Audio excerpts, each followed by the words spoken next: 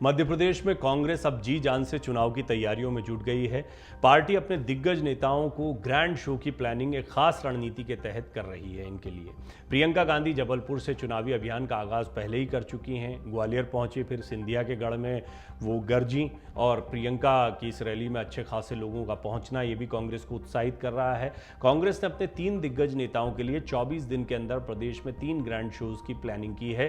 तीनों दिग्गजों की सभाओं के जरिए कांग्रेस ने भाजपा और केंद्रीय मंत्री ज्योतिरादित्य सिंधिया को घेरने का पूरा रोड मैप तैयार कर लिया है। दरअसल मध्य प्रदेश में कांग्रेस की सरकार ज्योतिरादित्य सिंधिया की वजह से गिर गई थी। प्रदेश से लेकर राष्ट्रीय स्तर तक के नेता उस पल को भूले नहीं हैं। इसलिए आगामी चुनाव में कांग्रेस ने पूरी तैयारी सिंधिया को उनके घर में मात देने की है। ग्वालियर को सिंधिया का गढ़ कहा जाता है। ज्योतिरादित्य सिंधिया के कांग्रेस छोड़ने के बाद ये पहला मौका है जब गांधी परिवार के किसी सदस्य ने ग्वालियर चंबल में किसी बड़ी सभा को संबोधित किया। प्रियंका गांधी की इस रैली के बाद अब जल्द ही कांग्रेस के पूर्व राष्ट्रीय अध्यक्ष राहुल गांधी भी मध्य प्रदेश का दौरा करेंगे। भारत जोड़ो यात्रा के बाद राहुल गांधी पहली बार मध्य प्रदेश पहुंचेंगे, सीधे चुनावी शंखनाद करेंगे। 8 अगस्त को राहुल गांधी की रैली शहडोल में होगी और 13 अगस्त को कांग्रेस के राष्ट्रीय अध्यक्ष मल्लिकार्जुन खड़गे की रैली सागर में है।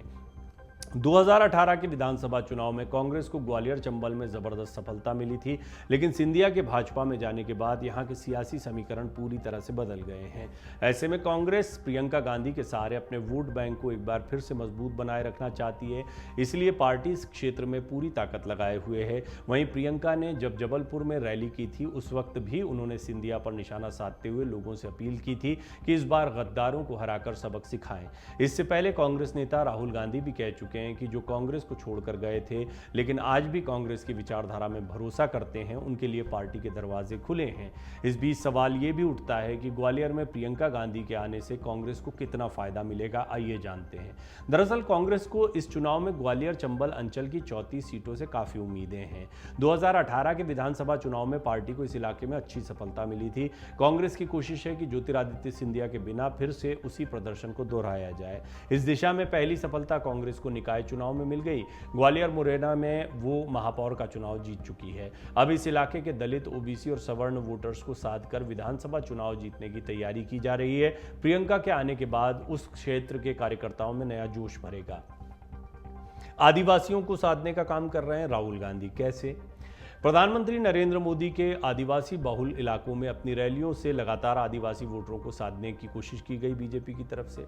पिछले दिनों शहडोल में आदिवासी बहनों से मुलाकात कर उनसे बात की गई थी। अब इसी आदिवासी बहुल इलाके में राहुल गांधी आ रहे हैं।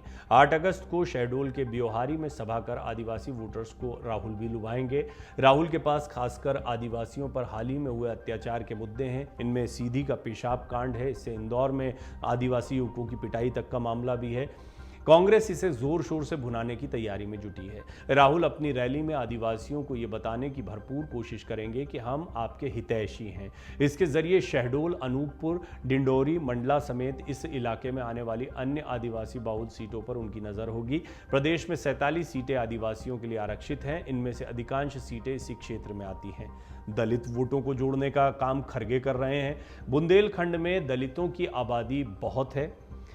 भाजपा ने वोटर्स को लुभाने के लिए सागर में बड़ा दांव खेला है। सागर में सरकार 100 करोड़ रुपए की लागत से संत रविदास का मंदिर बनवा रही है। इसके लिए भाजपा ने राम मंदिर की तर्ज पर एक अभियान चलाया है, जिसके तहत मंदिर बनाने के लिए हर व्यक्ति कुछ ना कुछ दान कर रहा है।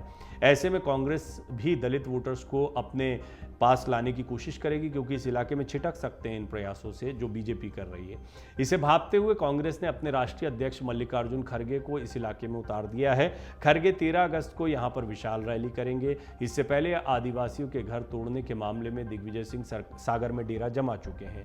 अपनी मांग पूरी कराने के लिए दिग्विजय सिंह ने सागर के कलेक्टर और एसपी को जमीन पर बैठा दिया था। साथ ही मंत्री भूपेंद्र सिंह से वो लगातार इस इलाके में लोहा ले रहे हैं। अब खड़गे को वहां उतारकर कांग्रेस भाजपा के दलित वोटों में सेंध लगाने की कोशिश कर रही है।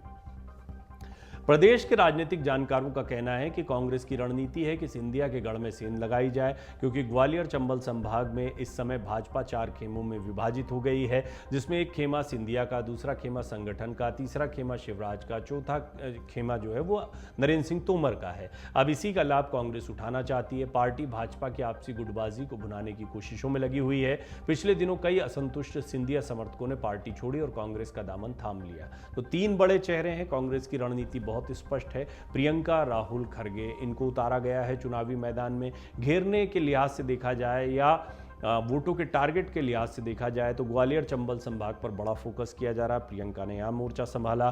दलित वोट जो हैं वो बहुत महत्वपूर्ण है। खरगे को बुंदेलखंड के क्षेत्र में उतारा जा रहा है। आदिवासियों पर के साथ में जो कुछ हुआ है, चाहे वो मारपीट का मामला हो, पेशाब कांड हो, इसको भुनाने की कोशिश भी कांग्रेस की तरफ से हो रही है। राहुल गांधी ये काम करते दिखाई देंगे। अमर उजाला अब आपके टीवी पर भी।